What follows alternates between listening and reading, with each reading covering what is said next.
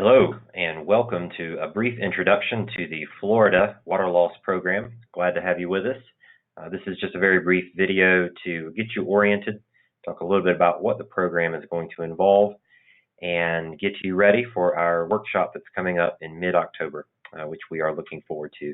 My name is Will Jernigan. I am with Kavanaugh, and we are happy to be teamed with WSO, working ultimately with Tampa Bay Water to put this program on, and it is funded by the Florida Department of Environmental Protection. So excited to be moving into the program and glad to have you in. There are a total of 10 utilities who are participating in the program. So if you're watching this, hopefully you are one of those 10, and we are going to be having all 10 together in the October workshop, which I'll talk about in just a moment. So you'll have a chance to meet some of the other fellow participants. So let's take a quick look at what we're going to be learning about and implementing in the program. The aim of this Florida Water Loss Program is to implement the AWWA M36 method for water loss control. And that method has been refined over the last 25 or so years. The first edition of the M36 manual came out in 1991. A lot has transpired since then, especially in the last 5 years or so, with respect to auditing practices, the tools that are available, methodologies for validation, and uncovering some hidden errors that can exist in our systems sometimes. So a lot of exciting things to be really at the tip of the spear for practices for looking at losses within the system, leakage, and then beyond the leakage. And excited to learn about that in this program. Ultimately, this will have bearing on the information that you may already be gathering for normal reporting to the water management districts. But hopefully you'll find that it also provides insight into operations for efficiency gains that can be realized through reduction of costs and increase of revenues, which is a direct and tangible result when you implement cost-effective water loss control. And that is the theme of the M36 methodology, is economic intervention. And it begins with an annual baseline, and we call that the annual water audit, or M36 water audit. Stage one in this graphic here helps us to consider what is the beginning of the M36 process, and that audit is really the first step. A more detailed dive into some of the technical and areas of uncertainty typically will follow, then followed by an economic review, what those losses are costing, which ones are more expensive than others, and what would intervention potentially look like, and then ultimately that cost-benefit relationship.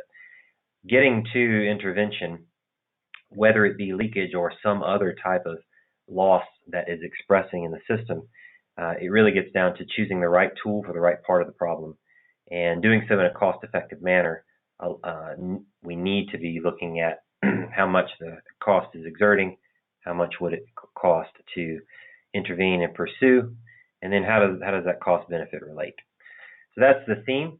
The scope of this program is covering stage one, which is establishing the baseline AWWA audit, as well as we get into a portion of stage two, which is an opportunity to get into some advanced validation activities. You will learn a bit more about that in the workshop, but this is essentially an extra credit activity that if a utility is interested in, then it's available for you to take advantage of. Just a little teaser on some of the technical content that we will learn about in the workshop, and you'll get to put into play as a homework item from the workshop in October.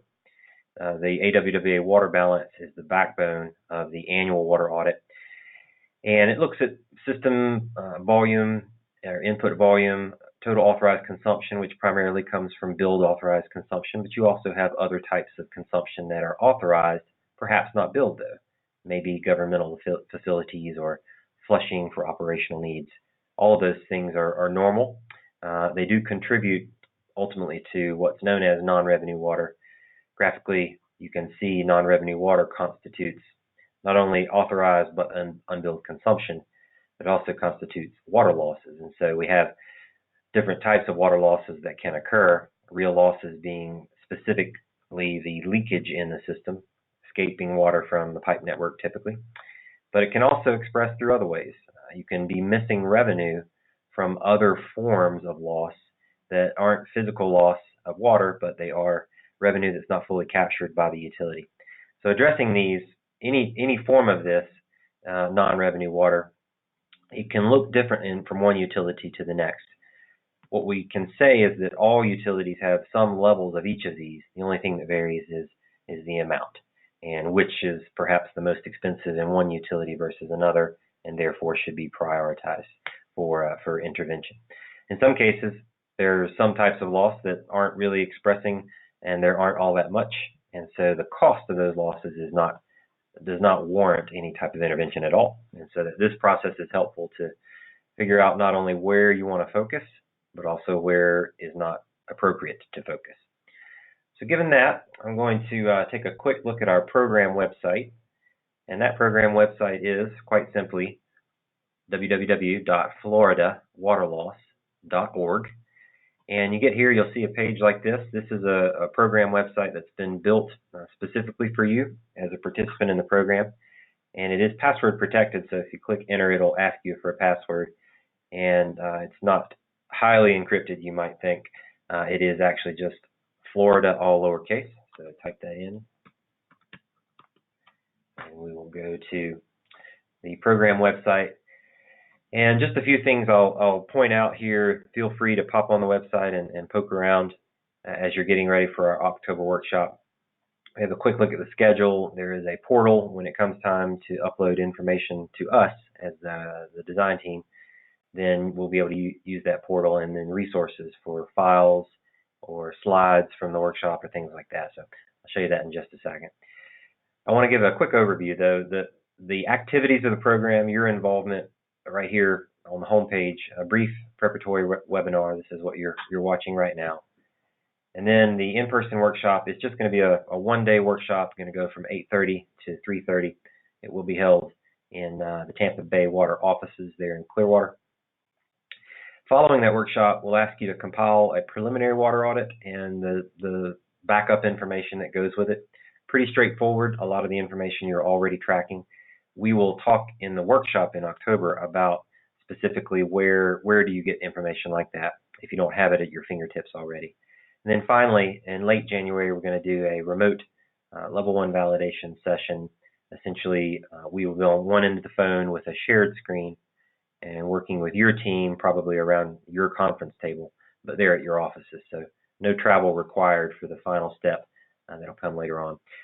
Outcomes from your participation in the program will include the top-down audit, so stage 1 base level or baseline audit with level 1 validation, and out of that, key performance indicators. So it provides a snapshot of the efficiency performance of your water system for that baseline year.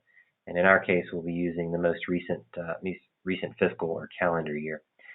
We'll also look at recommendations for next steps, and we'll be able to share, based on our experience working with many other utilities, based on your key metrics and what story those metrics are telling, offer some very tailored and specific next steps that might be good to focus on, looking at cost reductions and revenue improvements as a function of reducing water loss within the system. So just a quick tour over the website, and then we'll wrap up. A few things to note on the resources page. We have a copy of the data request, and I'll just do a quick flash of this, but it's really not incredibly critical that you do a whole lot with this before the workshop in October, other than perhaps just take a look at the data that we're asking for. If any particular questions come to mind, just jot those down and bring them with you. But we're not expecting for you to bring any of this information to the October workshop. The deadline to gather the info and provide it back to us is out into mid-December of this year. So you got some time there. There is a baseline set of information that we're asking for. There's also an extra credit set, and this is optional, but again, back to that stage 1 baseline audit, and then stage 2 advanced validation activities. We're basically offering a couple extra credit options. You can choose one, or you can choose none, but it's up to you. But you can choose up to one of these, doing some analysis on your leakage profile, which is something that's very important to do to determine which type of leak detection strategy is going to be the most effective. Because I can tell you right now, acoustic surveys, which is a conventional approach to leak detection, works some of the times for some types of leakage, but it doesn't work all the time. And so doing a breakdown of the types of leakage in this what's called a real loss components analysis is incredibly important if you want to be effective at controlling leakage in the system. The second option is a deep dive into your billing data, and would involve extracting out account level query from your billing system, and we can do some analysis on that to identify anomalies, trends, flag those areas of interest that might be potentially introducing error into compilation of billing volumes, or even perhaps opportunities for unbilled revenue. So all of those things can come out of a deep dive in the billing system, so that's an option. Again, optional extra credit activity. So I encourage you to take a look at the data request. It's right here again under the resources tab. Right here, just click on that, and that's a document available to you. Other general resources you can see there. Let's take a quick look at the schedule, and this will be our last piece, and we will wrap up for this brief intro webcast. So our next step is the October 17th workshop. That's on a Wednesday, and it will be held at the Tampa Bay offices. There's the details on the address. And essentially from there, your homework is to just gather the data that's on the data request. So in the workshop, what we will do is focus on some foundational training about that water balance. What are examples of those different categories, examples of where you would go to get different types of information to plug into the preliminary water audit. And we'll even have a couple exercises to let you practice that. So it's a really good opportunity to get together, get a strong foundation, and then go forth and compile this information. Overall, we've got a healthy 2-month window to gather that. It definitely won't take you that long. For the summary level information we're looking for, it's not a deep dive. If you do want to get the extra credit data to us, that may take a few extra steps, obviously. But for the baseline data request, that should be plenty of time. And then there we see in late January 2019, we will be scheduling roughly a 90-minute to maybe 2-hour session is typically about how long it takes, and that'll be with each team individually, between our team and your utility team. So that's an overview. If you have questions, I encourage you to reach out. Again, my name is Will. We have team members from WSO as well. Just send us an email. Our contact information is on this website, and we look forward to seeing you in October. Take care.